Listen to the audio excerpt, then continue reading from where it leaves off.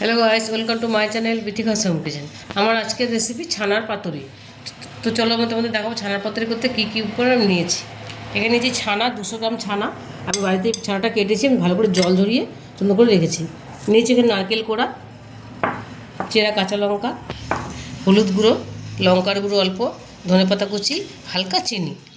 আর এখানে নিয়েছি কালো সর্ষে হাফ চামচ, 1 চামচ সাদা সর্ষে, আর এখানে নিয়েছি পোস্তদানা আর কাঁচা লঙ্কা। এগুলো আমি একসঙ্গে শিলপাটায় বেটে নেব। নিয়েছি লবণ আর সর্ষের তেল। আর এখানে আছে কলা পাতা, ভালো করে ধুয়ে পরিষ্কার করে আমি এটা গ্যাসের তাওয়ায় ছেঁকে নিয়েছি, তাহলে পাতাগুলো একটু নরম হয়ে গেছে। আর আমি সুতোর বদলে এই কলার এগুলো আমি বার করে নিয়েছি, এটা দিয়ে আমি বাঁধবো। তো চলো আমি সর্বপ্রথমে ছানাটা মেখে নেব। সর্বপ্রথমেই সব একসঙ্গে শিলপাটা আমি এটা বেটে নেব। দেখো আমি মশলাটা বেটে নিয়েছি, সর্ষে পোস্ত সব একসঙ্গে বেটে নিয়েছি। এবার আমি এর মধ্যে মেশাবো সব ছানাটার মধ্যে। দিয়ে দেবো ওই বাটাটা পুরো, দিয়ে দেবো নারকেল কোড়াটা পুরোটাই দিয়ে দিলাম। দিয়ে দেবো হলুদ, লঙ্কা, ধনেপাতা, চিনি বেশি দিইনি যেহেতু ছানা, অল্প করে চিনি দিয়েছি। এবার দেবো লবণ, ওই মতো লবণ দিয়ে দিলাম। দিয়ে দেবো এবার সর্ষের তেল। এবার এটা আমি হাত দিয়ে খুব ভালোভাবে মেখে নেব ছানাটা। দেখো দেখো খুব সুন্দর করে মেখে নিয়েছি আমি এটা। এবার আমি এই পাতার মধ্যে দেবো, এবং দেবো একটু চেপে দেবো এটা আমি।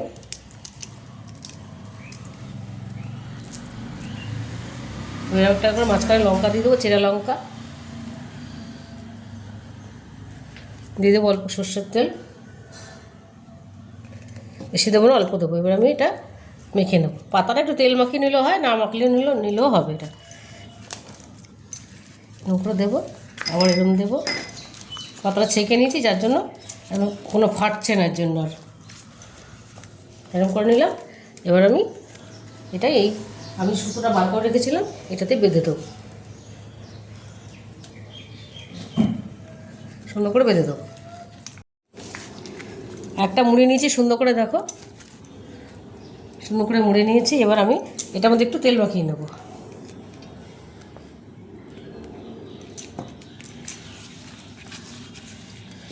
আবার দিয়ে দেবো কিছুটা ছানা, চেপে দেবো। একটা বড় পাতা পুরোটা দিয়ে করা যায়, ওরকমও হয়, কিন্তু আলাদা করলে সুবিধা হয়। এবার আমি একটা লঙ্কা দিয়ে দিলাম, পাকা লঙ্কা চেরা, দিয়ে দেবো হালকা সর্ষের তেল।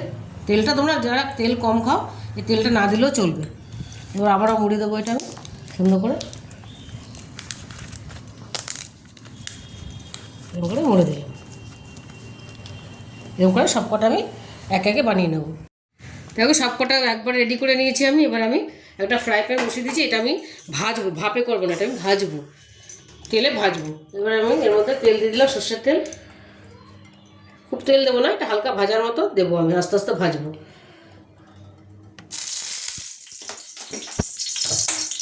হাত থেকে জল পড়ে গেছে। এবার আমি এর মধ্যে একে একে দিয়ে দেবো।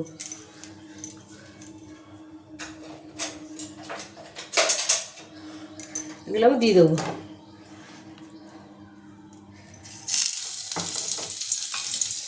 আমি 3টে দিয়েছি, এটা আমি ভাজবো। এটা আমি 1 পিঠ হতে দেবো, আমি ততক্ষণ ঢেকে দেবো এটা, তাহলে ভালো এটা সেদ্ধ হবে। এই 3টে আমি ভেজে তুলে নিয়েছি। এবার আমি আরও 2টো ছিল, আমি 2টো দিয়ে দিয়েছি এখানে। এটা এবার আমি ঢেকে দিলাম। এবার এটা আমি আস্তে আস্তে ভেজে নেব। দেখো সব কটা ভেজে নিয়েছি। এবার আমি একটা তোমাদের খুলে দেখাবো। এই রেসিপিটা দারুণ লাগে খেতে, তোমরা অবশ্যই বাড়িতে বানিয়ে দেখবে। এরকম এটা খুলছি,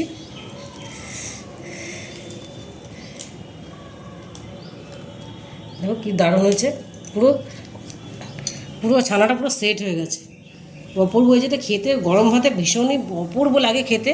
তোমরা অবশ্যই বাড়িতে এটা বানিয়ে দেখবে। আর যদি রেসিপিটা তোমাদের ভালো লেগে থাকে তাহলে আমাকে লাইক, শেয়ার আর সাবস্ক্রাইব করতে ভুলবে না। টাটা।